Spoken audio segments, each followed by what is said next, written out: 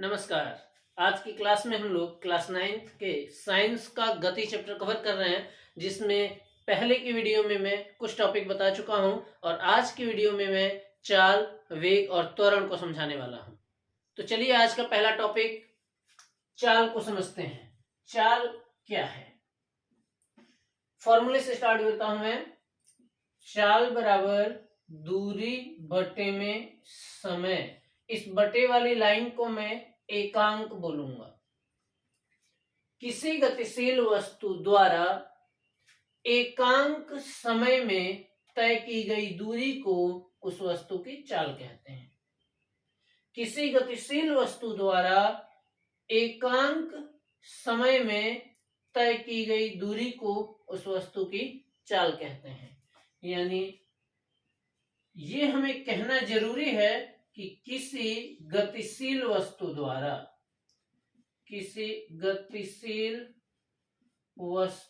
द्वारा, क्योंकि दूरी कोई भी गतिशील वस्तु ही तय करेगी। किसी गतिशील वस्तु द्वारा एकांक समय में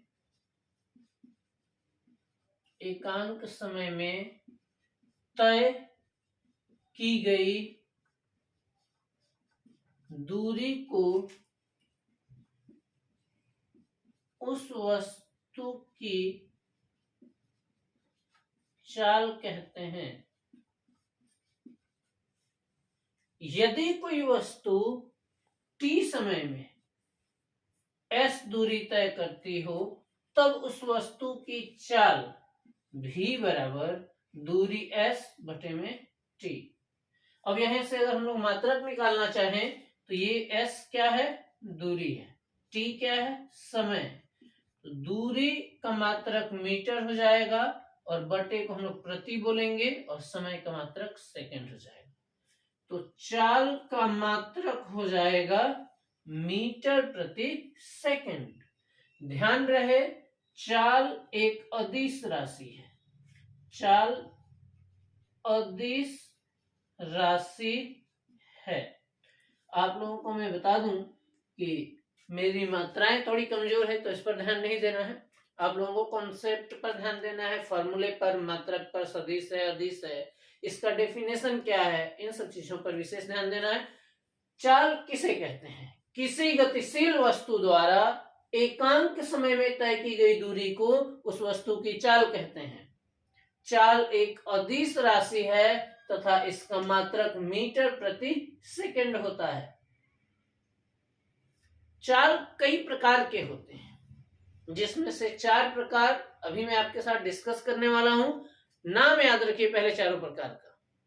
एक समान चाल, दूसरा है असमान चाल, तीसरा है औसत चाल और चौथा है तात्क्षणिक चाल।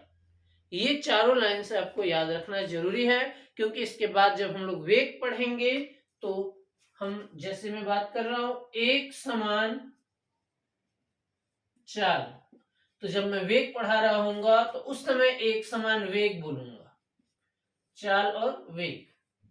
फिर असमान चाल, और जब वेग के टाइम में असमान वेग, तो इसलिए एक समान, असमान, औसत चाल। और वेग में भी यही प्रकार आएगा। औसत चाल के बाद हो जाएगा तात्क्षणिक चाल। तात्क्षणिक चाल कह लीजिए या वेग। तो इस तरीके से ये पहला, दूसरा, तीसरा और चौथा 4 प्रकार हैं। चाल के 4 प्रकार हैं जो आपके सामने लिखा हुआ है। अब इसकी डेफिनेशन समझते हैं हम। चाल के प्रकार। चाल के प्रकार, पहला प्रकार है एक समान चाल। यदि कोई गतिशील वस्तु समान समय अंतरालों में एक समान दूरियां तय करती है तो वस्तु की चाल एक समान चाल कहलाती है। जैसे मान लीजिए कि 5 मिनट में कोई वस्तु 100 मीटर की दूरी तय कर रही है, अगले 5 मिनट में वो वस्तु फिर से 100 मीटर की ही दूरी तय कर रही है, तो ये वस्तु प्रत्येक 5 मिनट में समान दूरी 100 मीटर की तय कर रही है। इस तरीके से ये एक समान चाल है। डेफिनेशन बहुत इजी है। यदि कोई गतिशील वस्तु समान समय अंतरालों में समान दूरियां तय करती है तो वस्तु की चाल एक समान चाल कहलाती है। यदि कोई गतिशील वस्तु समान समय अंतरालों में समान दूरियां तय करती है तो वस्तु की चाल एक समान चाल कहलाती है। एक समान चाल कहलाती है। यहां मैंने एक समान लिखा है। ये मैंने डेफिनेशन इसलिए लिख दिया कि आप इसका स्क्रीनशॉट ले सकें और थोड़ा सा बदलाव करके असमान चाल को समझ सकें। थोड़ा सा इसमें परिवर्तन करूंगा मैं और असमान चाल को समझेंगे। यदि कोई गतिशील वस्तु समान समय अंतरालों में भिन्न भिन्न दूरियां तय करती है तो वस्तु की चाल असमान चाल कहलाती है। यानी जो यहाँ समान लिखा हुआ है, समान दूरियां तय करती है, वो भिन्न भिन्न दूरियां तय करती है। थोड़ा सा परिवर्तन करना है। भिन्न भिन्न दूरियां तय करती है तो वस्तु की चाल असमान चाल कहलाती है।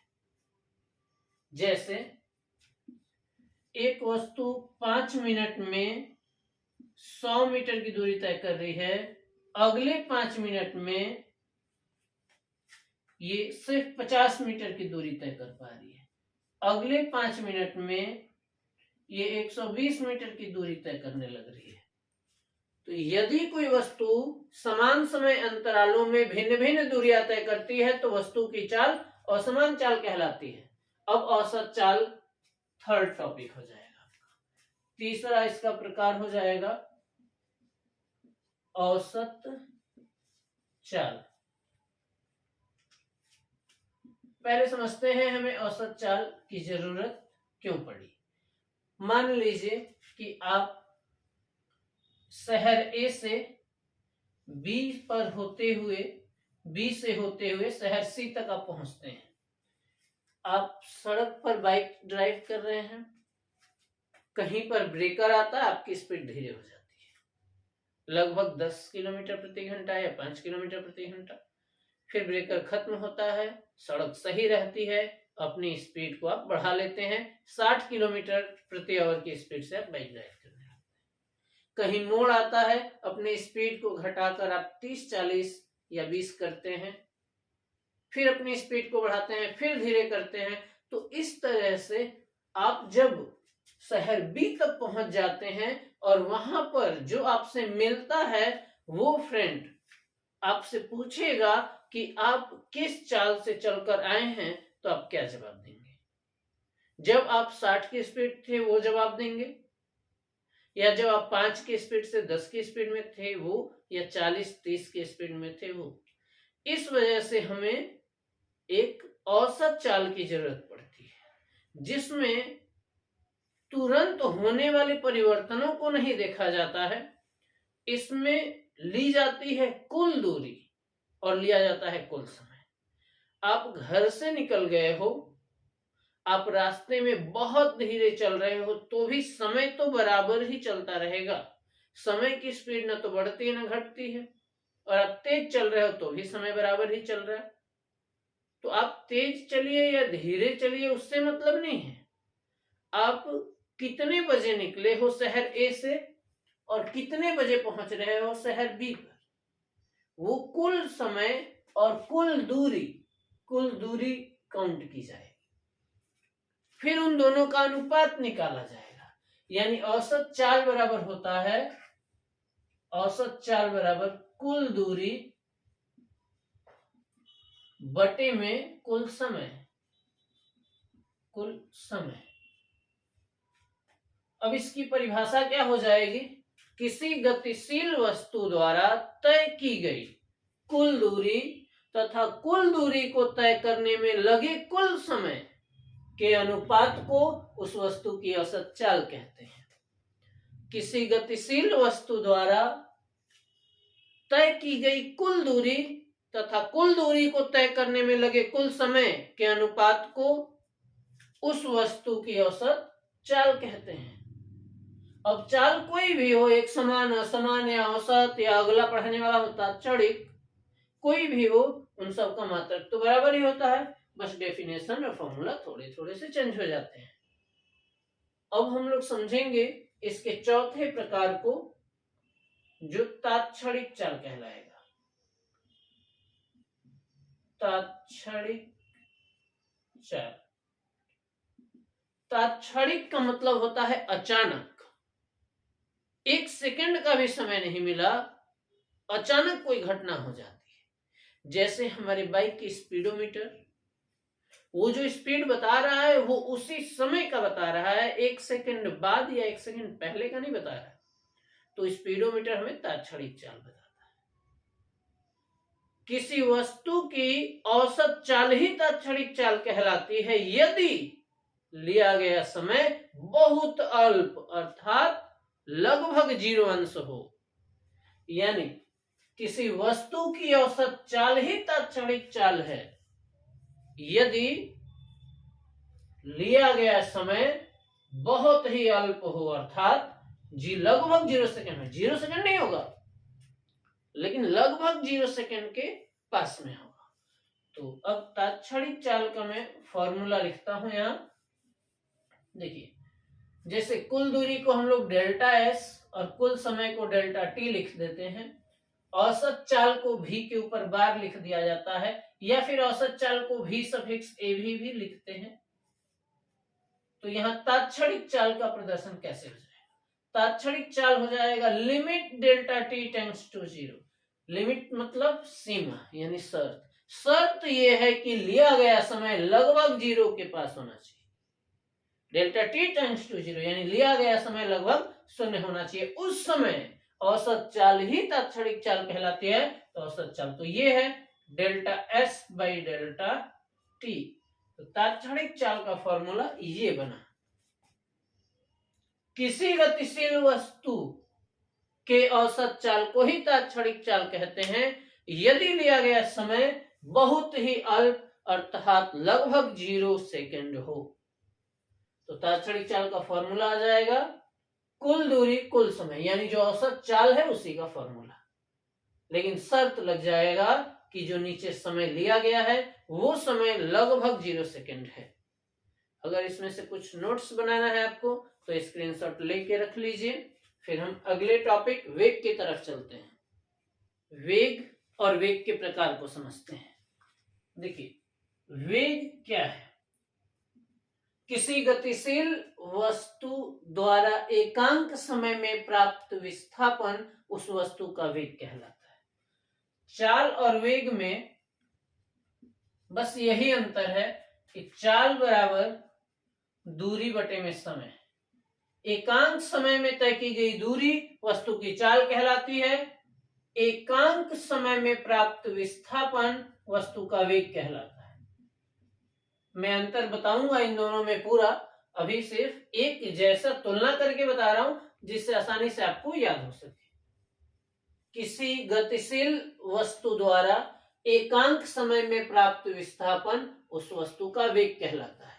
जैसे मान लीजिए यहां से वस्तु गति करते हुए ए से बी पर आई और सी पर, ये 1 किलोमीटर है, ये 1 किलोमीटर है और ये 90 अंश का है।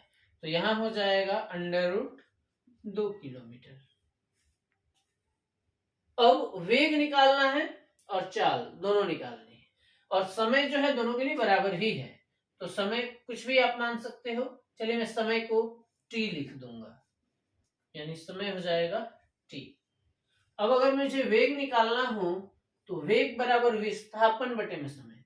वस्तु का इनिशियल पॉइंट ये है, प्रारंभिक बिंदु, और वस्तु का फाइनल पॉइंट ये है, यानी अंतिम बिंदु। विस्थापन किसे बोलेंगे? AC को, यानी √2 को, और समय t लगा हुआ है। जबकि चाल किसे बोलेंगे? दूरी को। दूरी क्या होती है? AB प्लस BC, यानी 1 प्लस 1, 1 प्लस 1 बटे में t, 2 बटे में t। तो दोनों में डिफरेंस है, क्योंकि विस्थापन प्रारंभिक और अंतिम बिंदुओं के बीच की न्यूनतम दूरी को कहते हैं, तो वेग में वही विस्थापन बटे समय लिया जाता है, और दूरी में चाल में कुल दूरी ली जाती है, जिस पथ पर वो चला हो उस वास्तविक पथ की लंबाई को लिया जाता है। अब हम लोग वेग की डेफिनेशन को एक बार समझ के और इसके प्रकार को समझ लेते हैं। किसी गतिशील वस्तु द्वारा एकांक समय में प्राप्त विस्थापन को उस वस्तु का वेग कहते हैं। एकांक, इस बटे वाली लाइन को, एकांक समय में प्राप्त विस्थापन को उस वस्तु का वेग कहते हैं। इसे भी v से ही प्रदर्शित करते हैं, लेकिन इस पर वेक्टर लगाते हैं क्योंकि यह एक सदिश राशि है। विस्थापन को s से प्रदर्शित करते हैं वेक्टर लगाते हुए, और समय को t से प्रदर्शित करते हैं। इसका मात्रक हो जाता है मीटर, क्योंकि विस्थापन का मात्रक मीटर और प्रति सेकंड। इसमें चाल का भी वही रहता है, मीटर प्रति सेकंड। तो मात्रकों में कोई अंतर इसमें नहीं दिख रहा है। अब वेग के अगर प्रकार को समझे हम, तो वेग का पहला प्रकार होता है एक समान वेग। मैं समझा चुका हूं, मैंने बोला कि आप ध्यान से इन चारों को एक साथ याद रखें। तो एक समान, फिर दूसरा हो जाता है असमान, फिर तीसरा हो जाता है औसत, औसत, फिर चौथा हो जाता है तात्क्षणिक। तो ये चार इसके प्रकार हुए, ये तीसरा है, ये चौथा है। अब इन चारों प्रकारों को ढंग से समझ लेते हैं कि एक समान वेग किसे कहते हैं। वेग के प्रकार, जिसका पहला एक समान वेग। फिर से वही बातें मैं रिपीट करूंगा जो आपने एक समान चाल में किया था, लेकिन इस बार मैं दूरी की जगह विस्थापन बोलते जाऊंगा। जैसे किसी गतिशील वस्तु द्वारा समान समय अंतरालों में समान विस्थापन प्राप्त हो तो वस्तु का वेग एक समान वेग कहलाता है। यहां वापस मैं कहता हूं कि 10 मिनट में 100 मीटर का विस्थापन प्राप्त हुआ, दूरी की जगह विस्थापन बोलना है, और अगले फिर से 10 मिनट में 100 मीटर का विस्थापन प्राप्त हुआ। ये ध्यान रखना है, इस बार दिशा भी नहीं बदलनी चाहिए। ऐसा नहीं है कि 10 मिनट में 100 मीटर इस तरफ कोई गया हुआ है और फिर दिशा बदल कर 10 मिनट में फिर से 100 मीटर ही आया है, लेकिन 10 मिनट में। तो यहाँ पर 10 मिनट का समय लगा और यहाँ पर भी नीचे आने में 10 मिनट का, तो दिशा बदल गया। जब दिशा बदल जाएगा तो ये विस्थापन नहीं रह जाएगा, तो इसलिए विस्थापन में दिशा भी नहीं बदलनी। किसी गतिशील वस्तु द्वारा समान समय अंतरालों में समान विस्थापन प्राप्त होता है तो वस्तु का वेग एक समान वेग कहलाता है। दूसरा है असमान वेग। असमान वेग में किसी वस्तु द्वारा, गतिशील वस्तु द्वारा समान समय अंतरालों में भिन्न भिन्न विस्थापन प्राप्त होता है। जैसे ये वस्तु है और 10 में 100 मीटर 10 मिनट में, अगले 10 मिनट में इस बार 50 मीटर ही गई हो, 60 मीटर 70 मीटर ही गई हो। तो यदि कोई वस्तु समान समय अंतरालों में भिन्न भिन्न विस्थापन प्राप्त करती है तो वस्तु का वेग असमान वेग हो जाएगा। अब आते हैं इसके औसत वेग पर।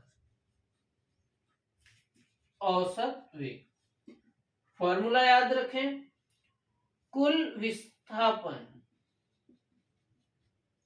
और बटे में कुल समय यदि कोई वस्तु निश्चित दिशा में गति कर रही हो तब वस्तु द्वारा प्राप्त कुल विस्थापन और कुल विस्थापन प्राप्त करने में लगे कुल समय के अनुपात को वस्तु का औसत वेग कहते हैं। औसत वेग को वेक्टर भी सफिक्स ए भी मतलब एवरेज, और यहाँ कुल विस्थापन को डेल्टा एस वेक्टर लगाना है और डेल्टा टी पर वेक्टर नहीं लगाना है क्योंकि समय अदिश राशि होती है। विस्थापन सदिश राशि होता है तो वेक्टर का चिन्ह लगाना है, और औसत वेग भी सदिश राशि है तो इस पर भी वेक्टर का चिन्ह लगाना है। किसी गतिशील वस्तु द्वारा, या ये कह लीजिए कि यदि कोई वस्तु निश्चित दिशा में गति कर रही हो तब उस वस्तु द्वारा प्राप्त कुल विस्थापन तथा कुल विस्थापन को प्राप्त करने में लगे कुल समय के अनुपात को वस्तु का औसत वेग कहते हैं। वेक्टर भी सफिक्स ए भी इक्वल डेल्टा एस वेक्टर है और अपॉन डेल्टा टी। अब इसका तात्क्षणिक वेग क्या होता है? तो जैसे आपने चाल में समझा कि वस्तु का औसत चाल ही तात्क्षणिक चाल है यदि समय बहुत अल्प हो, उसी तरीके से किसी वस्तु का औसत वेग ही तात्क्षणिक वेग कहलाएगा यदि लिया गया समय बहुत ही अल्प, लगभग 0 सेकंड के आसपास हो। तो इसका चौथा टॉपिक हो जाता है तात्क्षणिक वेग। किसी गतिशील वस्तु का औसत वेग ही तात्क्षणिक वेग है। तो यहां मैं औसत वेग को ही लिख देता हूं। क्या आया था formula? Delta vector S upon delta T. किसी गतिशील वस्तु का औसत वेग ही तात्क्षणिक वेग है यदि लिया गया समय बहुत ही अल्प हो, यानी शर्त यह है कि समय को बहुत अल्प लिया जाए।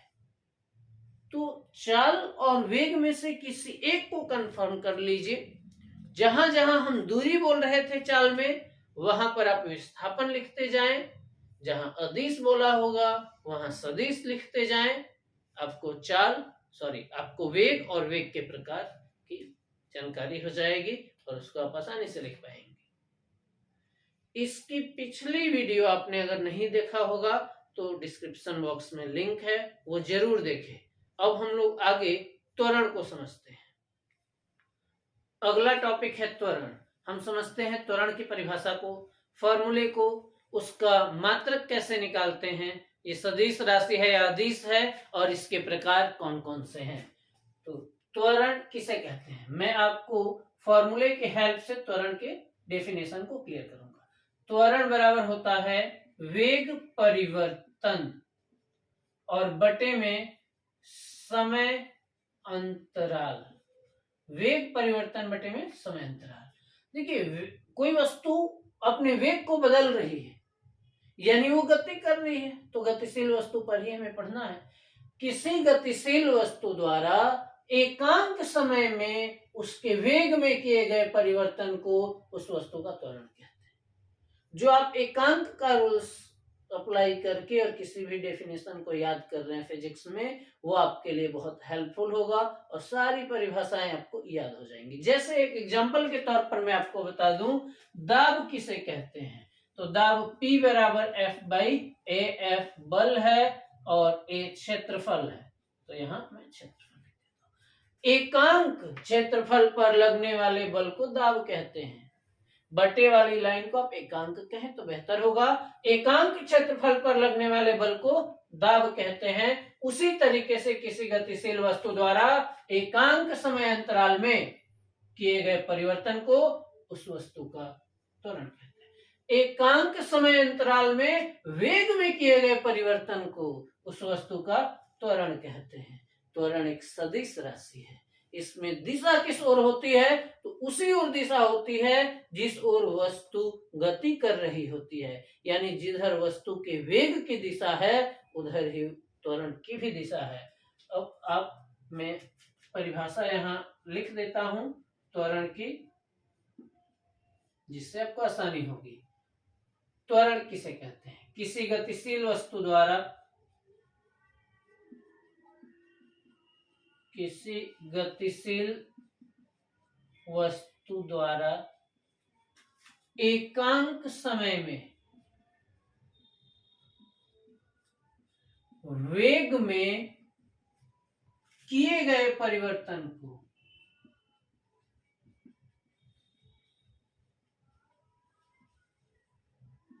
उस वस्तु का त्वरण कहते हैं। त्वरण को ए से प्रदर्शित करते हैं। एक्सेलरेशन इंग्लिश में कहते हैं, इसलिए ए से इसको डिनोट किया जा रहा है। प्रदर्शित करते हैं तथा यह एक सदिश राशि है। यह एक सदिश राशि। अगर कोई आपसे कहता है सदिश है तो इसकी दिशा क्या है, तो दिशा उसी तरफ है जिस तरफ वस्तु गति कर रही है, यानी जिधर वस्तु का वेग है। अब मैं आपसे एक क्वेश्चन करता हूं, त्वरण चलती हुई ट्रेन में है या नहीं, यदि वो ट्रेन लगातार 60 की स्पीड से गति कर रही है? कमेंट बॉक्स में आप कमेंट करके इसका जवाब बताइए। ट्रेन है वो लगातार 60 की स्पीड से ही चल रही है, 59 नहीं हो रही है और 60 से बढ़ के 61 नहीं हो रही है, तो आप कमेंट बॉक्स में बताइए कि वो वस्तु त्वरण के अधीन गतिशील है या नहीं है। अब इसके फॉर्मूले को मैं संकेत के रूप में लिखता हूं। त्वरण को लिखेंगे वेक्टर ए, वेग परिवर्तन। अब आप v2 माइनस v1 करिए या डेल्टा v कर लो। v2 माइनस v1 का मतलब क्या है? एक वस्तु यहां है और ये v1 वेग से गतिशील थी। ये उस टाइम समय जो था वो t1 था और कुछ समय बाद, मान लीजिए 12 बज रहे थे, 12 बज रहे थे और कुछ समय बाद वस्तु का वेग बढ़ गया और वस्तु का वेग हो गया v2। उस समय समय t2 है। मान लीजिए 12:02 हो रहा है, तो डेल्टा t क्या है और डेल्टा v क्या है, यहां समझते हैं पहले। यह है वेग परिवर्तन, तो v2 माइनस v1, यानी बाद में v2 हो गया है, पहले क्या था v1, तो अंतर के लिए घटाना पड़ा। अब t में यानी समय अंतराल कितना होगा, समय में परिवर्तन कितना होगा, तो t2 माइनस t1, और अगर दोनों को घटा के कुछ भी बचता है, जैसे यहाँ t1 है 12 और t2 है 12:02, तो डेल्टा t यानी दोनों का अंतर कितना हुआ, 2 मिनट का हुआ, तो अंतर हो गया 2 मिनट, 2 मिनट, उसी को डेल्टा t बोलेंगे, तो यहाँ हो जाएगा डेल्टा t। ये इसका फॉर्मूला है। माना किसी वस्तु का t1 समय में वेग v1 तथा t2 समय में वेग बढ़कर v2 हो जाता है, तब वस्तु में उत्पन्न त्वरण A बराबर v2 minus v1 upon t2 minus t1 equal delta v upon delta t। वेग एक सदिश राशि है, तीर लगाया गया है, त्वरण एक सदिश राशि है, तीर लगाया गया है। अब इसके मात्रक के बारे में बताता हूं, ध्यान से समझिएगा। मात्रक यहाँ वेग का मात्रक मैंने याद कराया आपको मीटर प्रति सेकेंड, और समय का मात्रक आपको लर्न कराया गया है सेकेंड। दोनों सेकेंड ही है, यह मात्रक हो जाएगा मीटर प्रति सेकेंड स्क्वायर, क्योंकि बटे में 1 माना जाएगा और 1 ऊपर जाएगा मीटर के पास, तो मीटर में 1 से मल्टीप्लाई होकर मीटर और बीच वाले से बीच में मल्टीप्लाई होगा, सेकेंड को सेकेंड से करेंगे, सेकेंड स्क्वायर आ जाएगा। त्वरण का मात्रक हो जाएगा मीटर प्रति सेकेंड स्क्वायर। अब इसके प्रकार को भी देख लेते हैं। त्वरण को 3 प्रकारों में बांटा गया है। जैसे त्वरण का पहला प्रकार हो जाता है एक समान त्वरण, एक समान त्वरण। इसका दूसरा प्रकार हो जाता है असमान त्वरण, और तीसरे प्रकार में धनात्मक, ऋणात्मक तथा शून्य त्वरण आता है। त्वरण के तीनों प्रकार को समझेंगे, बहुत आसान है ये। यदि कोई गतिशील वस्तु समान समय अंतरालों में अपने वेग में एक समान परिवर्तन करती है तो वस्तु का त्वरण एक समान त्वरण कहलाता है। एक समान गति बताया गया है आपको, एक समान चाल बताया गया है आपको, एक समान वेग बताया गया है आपको, और आज एक समान त्वरण भी, और सबके सब एक ही परिभाषा पर आधारित है। थोड़ा थोड़ा सा परिवर्तन करिए, एक साथ उनको एक जगह लिखिए और फिर याद करिए, एक ही बार में सबके सब याद हो जाएंगे, क्योंकि परिवर्तन उन सब में बहुत कम है। एक समान त्वरण, यदि कोई वस्तु समान समय अंतरालों में अपने वेग में एक समान परिवर्तन करता है, 1 मिनट लगा और इसका वेग 10 मीटर प्रति सेकंड से बढ़कर, मैं मात्रक पर ध्यान नहीं दे रहा हूं, सेकंड ले रहा हूं और मिनट ले रहा हूं, तो मैं पूरा टाइमिंग बता रहा हूं कि 1 मिनट लगा, आप उसे 60 सेकंड समझ लो।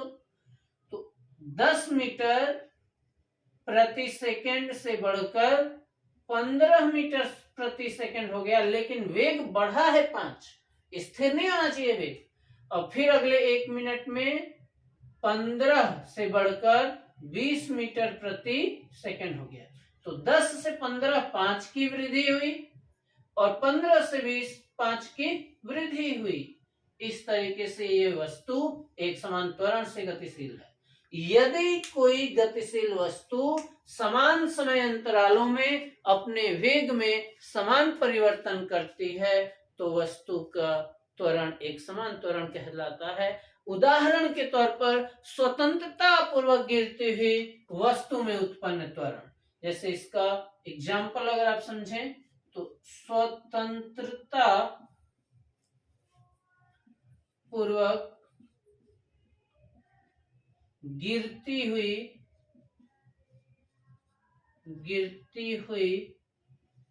वस्तु में उत्पन्न त्वरण। ये एक ऑब्जेक्ट है, नीचे गिर रही है पृथ्वी की तरफ। अब शुरू में इस वस्तु का वेग है 0, 1 सेकंड बाद 9.81, जो कि स्मॉल जी का मान होता है 9.81। कैलकुलेशन में साधारण तौर पर इसे 10 ले लिया जाता है, 10 मीटर प्रति सेकंड स्क्वायर। तो मैं अभी 10 पर ही एग्जांपल दे देता हूं आपको। स्वतंत्रता पूर्वक गिरती हुई वस्तु 1 सेकंड में 10 हो जाती है, तो अगले 1 सेकंड में 10 और 10 20, अगले 1 सेकंड में 30। तो यहाँ कितने की वृद्धि हुई? 10 की। यहाँ कितने की वृद्धि हुई? 10 की। 20 से 30 कितने की वृद्धि हुई? 10 की। तो हर सेकंड 10 की वृद्धि करती जा रही है। वस्तु में उत्पन्न हुआ त्वरण एक समान त्वरण है। असमान त्वरण को समझिए। असमान त्वरण ठीक इसका अपोजिट कह देना है। यदि कोई गतिशील वस्तु एकांक समय में अपने वेग में भिन्न भिन्न परिवर्तन करती है तो वस्तु में उत्पन्न हुआ त्वरण असमान त्वरण है। जैसे भीड़ भाड़ में चलते हुए साइकिल सवार की गति तुरंत तेज करना पड़ता है, तुरंत धीरे करना पड़ता है। तो अपने त्वरण को लगातार बदल रहे हैं हम और अपने वेग को भी लगातार बढ़ा रहे हैं, घटा रहे हैं। तो हमारा त्वरण जो होता है वो असमान त्वरण हो जाता है। अब तीसरा इसका आता है धनात्मक, ऋणात्मक और शून्य त्वरण। ये विशेष ध्यान रखना है हमें। यदि वस्तु के वेग में लगातार वृद्धि होती जाती है तो वस्तु में उत्पन्न हुआ त्वरण धनात्मक त्वरण है। जैसे प्लेटफॉर्म से कोई ट्रेन खुल रही है, कोई ट्रेन स्टार्ट होती है आगे जाने के लिए, तो उसका वेग लगातार बढ़ता जाता है तो वस्तु में उत्पन्न हुआ त्वरण धनात्मक त्वरण है। वही ट्रेन अगर अगले प्लेटफॉर्म पे रुकने वाली होती है और ब्रेक लगाती है, उसके वेग में लगातार कमी होने लगती है, तो उसी ट्रेन में उत्पन्न हुआ त्वरण हो गया ऋणात्मक त्वरण, क्योंकि उसका वेग लगातार कम होता जा रहा है। और यदि वो ट्रेन रुक गई है या वो बीच रास्ते में 60 की स्पीड से 50 की स्पीड से 50 मान लेता हूं 50 किलोमीटर प्रति घंटे की स्पीड से लगातार आगे बढ़ती जा रही है, 50 किलोमीटर प्रति घंटे की स्पीड से लगातार आगे बढ़ रही है, फिर 50 किलोमीटर प्रति घंटा ही अपने वेग को रखती है, तब यानी तीसरी स्थिति बता रहा हूं, या तो ट्रेन रुक गई है या तो ट्रेन 50 की स्पीड से यानी नियत वेग से गतिशील है, नियत वेग से चल रही है, तो वस्तु में उत्पन्न हुआ त्वरण शून्य त्वरण होता है। शून्य त्वरण ध्यान रखना है, रुकी हुई वस्तु में होता है या एक समान वेग से वस्तु चल रही है, अपने वेग को बढ़ा नहीं रही है, घटा नहीं रही है तो शून्य। अगर वेग को बढ़ा रही है तो धनात्मक, अगर वेग को घटा रही है तो ऋणात्मक। इसी ऋणात्मक त्वरण को मंदन भी कहते हैं। ये ब्रेक लगाने पर उत्पन्न होता है। ये त्वरण के प्रकार हैं। अगर आपको कोई दिक्कत आ रही है तो कमेंट बॉक्स में कमेंट करें। अगर आपको क्लास अच्छी लग रही है तो मेरी इस वीडियो को अपने दोस्तों को शेयर करें। हमारी क्लास को अटेंड करते रहें और इस क्लास को पूरा देखने के लिए बहुत बहुत धन्यवाद।